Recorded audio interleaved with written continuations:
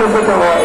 আপনাদের কাছে আমাদের অনুরোধ, আপনারা একটু চিন্তা করেন শিক্ষানবিশ আইনজীবীদের বিষয়।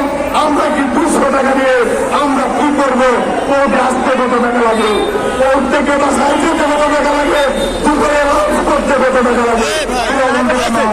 আপনাদের কাছে আমাদের অনুরোধ, এই পদ্ধতি বাতিল করে শুধু আইনজীবীদের বেলায়, শুধু ল ডিপার্টমেন্টের বেলায় এই আমরা হয়ে যায় সতীনের পুত। আমাদেরকে তারা ভালো চোখে দেখতে পারে না। আমরা সতীনের পুত হয়ে যাই, আমাদেরকে সাথে দংশন করে ফেলে।